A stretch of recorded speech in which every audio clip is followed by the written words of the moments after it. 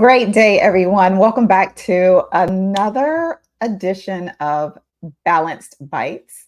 Today, we're going to be talking about from chaos to calm, diving into the power of effective time management. This is something that I shared about in my weekly article called The Productivity Prompt yesterday, and I wanted to share it with you all today. But before I dive in, do me a favor. Let me know that you're here, whether you're watching the replay or if you're catching me live. Say hello and also share this with someone you know who needs to hear it, right? Sharing is caring. So let's go ahead and dive in. So the article that I shared yesterday was a little bit of a parable, if you will, but it's a true parable. I shared a story out of a page of my professional career when I was still working a 9 to 5, and it was between myself and a colleague. I changed our names to protect the innocent, right? I changed our names, but today I'm revealing, yes, it's about me. So this is a real story about my style of time management versus a colleague of mine's style of time management, which we're going to refer to her today as Kate, right? So my colleague, Kate. And before I kind of dive into the two different styles, I want to kind of touch on why it's important to manage your time effectively as it relates to reducing stress and boosting your productivity, right? So when we are not clear on when we're going to get things done, especially things that are crucial to our success, it can weigh on the back of our mind, right? And it distracts us and it creates this stress because, like, I got to get this done. I got to get this done. I got to get this done. Whereas if you know that you have dedicated time on your schedule to do that specific activity or task, then I don't have to worry about that because I've already set aside time to get it done, right? So that can help to reduce the stress. Not only that, it boosts your productivity because you are not distracted. You're not having that task in the back of your head looming over you, causing you to not be able to focus on what you're working on at the time. So you can be more productive and move through your tasks more swiftly, right? So let me share with you the story of myself and my colleague Kate, right? So I refer to Kate as a firefighter, whereas my style is more fire prevention as it relates to time management. So Kate comes into the office each morning, and whatever is just kind of driven by whatever is in her email, whatever problems, concerns, issues her staff brings to her each day, phone calls that come in. She's very much driven by what is in front of her, whatever is urgent and in the moment. As a result, she works all day long, but feels like she hasn't gotten anything accomplished. So she doesn't have the time to really focus on those priority tasks, those projects that are really going to drive the success of her department, her business, her organization, right? So what does Kate do? She stays in the office a little later, or maybe she takes her laptop home and works from home in the evening so that she can try and catch up on some of the things that she didn't get done during the day. Kate often worked on the weekends. She would take at least one day out of the weekend and work 2 to 4 hours, if not longer, to stay on top of the things that she needed to get done. Now, you can imagine what this did to her ability to be rested, to be able to focus, to be able to have joy and fulfillment in her life. Because, when you're working so much, you don't have as much time to spend with your family, with your friends, loved ones, to do the activities that really bring you joy and fill you up. Whereas me being the fire prevention specialist as it relates to time management, I would come in on Monday mornings and honestly each day, but specifically on Monday mornings, and I would take a look at what are the things that I needed to accomplish. I would make sure that I would plug those into my calendar. I would have specific time blocks to focus on each of those tasks. I didn't overschedule myself. I left windows or time blocks available to deal with situations that might arise.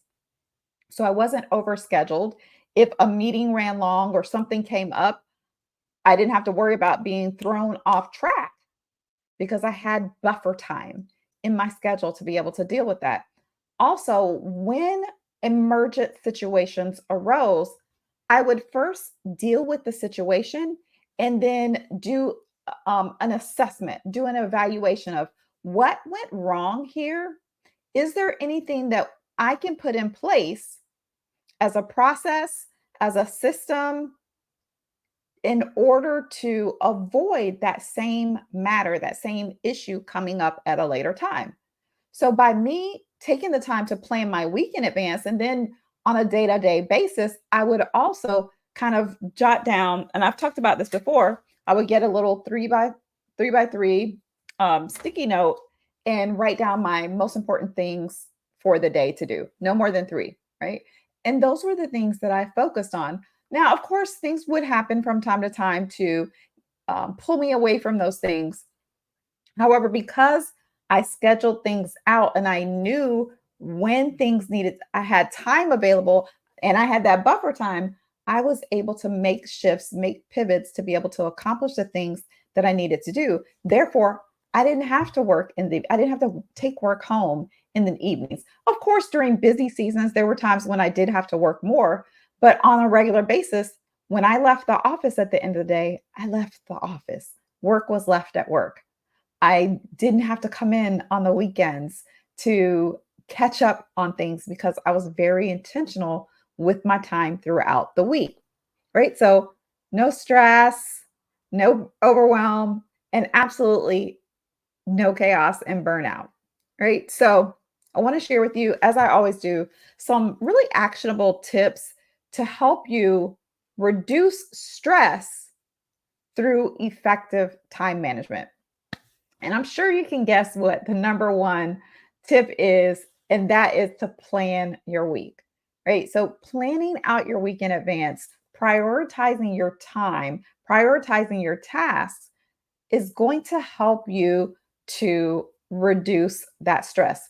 There is a saying, or the research shows this, that for every minute that you spend planning, you save 10 minutes of doing, right? So if you take 30 minutes, 20, 30 minutes each week to plan out your week in advance, that can save you time in actually doing the things that you need to accomplish. Let me explain to you why, part of the reason why that is. When you look at the week ahead and you figure out, okay, well, I'm going to work on project X, right? And I'll put that on my schedule for Wednesday from 10 a.m. to noon. I'm going to work on project X. Well, if you know you're going to work on project X, but in order for you to work on project X, you need some data or you need some information from a colleague or from an employee, then you know on Monday, hey, I need to reach out to Barbara and say, hey, Barbara, I'm going to be working on project X on Wednesday. I need this information from you or this report from you, whatever. I need this from you prior to that so that I can be fully equipped for that versus you just kind of sitting down arbitrarily and saying, okay, I'm ready to work on project X. And you pull out your materials and you're like, oh, shoot, I don't have everything that I need. Now you're reaching out to Barbara for the information that you need. And then you have to sit and wait for her. So you can't work on that project at the time. And that can end up putting you in a situation where you are um, in a time crunch because maybe Barbara gets the information you need to you at the last minute. And now you're under because you've got to meet the deadline to have project X complete, right? So that's a really great example of how you can reduce stress by planning in advance, right? Um, the second tip is to set boundaries around your focus time, as well as saying no to tasks that do not align with your priorities. Now, I do recognize that there may be times when you can't say no to things that are put on your place or not immediately.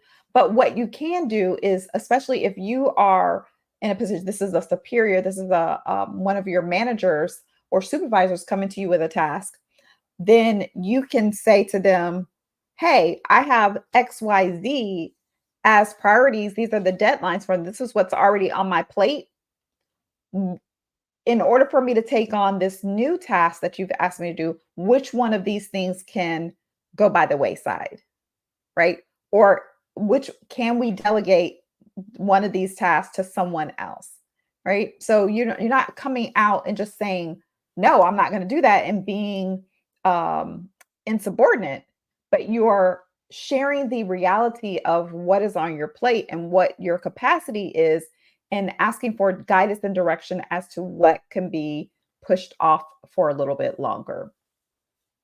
Um, when it comes to setting boundaries around your focus times, one of the things that I did was I would do my employees were very well aware of my focus times. I had a whiteboard on my door. And so I would put on there, focus time or whatever. And I would also do a check in with them before I would go into my focus time. I would do a check in like, hey, I'm getting ready to go into some focus time. Is there anything I can support you in before I get started? We would do, if there was something, we deal with it, whatever. If not, then they knew I was going into my focus time, but then they also knew when my focus time was up that my door would be open and they were available, that I would be available to answer any questions that they had. I always made sure that I did a touch base with them, right? So this is a way that you can train your team members, train your employees, you can train even your managers to bring certain things to you at specific times so that you can have the time that you need to be able to focus. The third tip is to handle any type of emergency on a in a proactive way, right? So first, of course, you want to deal with whatever the emergency is, right? If there's a fire, you want to put the fire out. You don't want to sit here and go, how did this fire start? Meanwhile, the building is burning down, right? So you take care of the fire first and then take a look at, what started this fire? What is the thing that caused this emergent situation? And then take a look at, is there anything that I can put in place to avoid this happening in the future?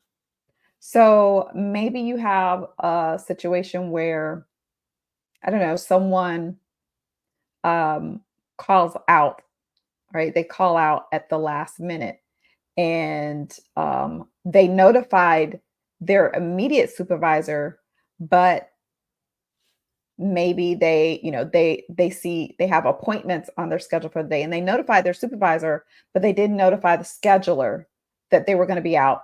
The supervisor doesn't think to notify the scheduler that that Jen is going to be out of the office today. And so now her appointments are coming in and the front desk person is going, hey, where's Jen? Her appointments are here. And only to realize that Jen's not even coming into the office for the day, right? So maybe you can set up some sort of notification protocol or notification system. One of the things that we did in my last 9 to 5 role was we had a Slack channel where we could note, you just dropped in the Slack channel. That way everyone was notified when someone was going to be out of the office, right? So that's an example. And then the third one is to prioritize your self-care, right? I talk about this all the time that your level of self-care must meet or exceed your level of your level of stress, So your level of self-care must meet or exceed your level of stress, right? This is going to help to prevent you getting to the place where you are burned out. So make sure that you're putting time on your schedule and hold it sacred for you to do things that are going to fill you up. Whether that is, for me, I have Tuesdays are my self-care days. So I have a date with myself every Tuesday night where I pamper myself in my own way in ways that fill me up. Maybe for you, it is going to a concert or going to taking yourself out to eat. Whatever it is, it doesn't matter. Find things that fill you up and put them on your schedule. Hold that space sacred so that you are making sure that you have the time, because you've already set it aside. You have the time to do the things that are going to fill you back up so that you can reduce the stress, reduce potential overwhelm, and avoid getting to the place where you are burned out. Right. Before I go, that's the last tip that I have for you today. But before I go, I want to encourage you. Today is the day. Today is the Time Management Mastery webinar. It's going down tonight at 8 p.m. Eastern Standard Time. You can still sign up. Matter of fact, let me go ahead and put the link up on the screen. So you can go to bit.ly/time management mastery webinar. This is case sensitive, so you have to type it exactly how it is on the screen. But I want to encourage you to join me tonight. We're going to do a deep dive into time management strategies that are going to help you to be more productive and enable you to get more done in less time so that you have more time for the things that you enjoy. So again, you can head to bit.ly/time management mastery webinar and sign up for that free webinar taking place tonight, March 26th at 8 p.m. Eastern Standard Time. I hope you have an amazing day and share this with another leader. I will see you all right back here next week for another edition of Balanced Bytes.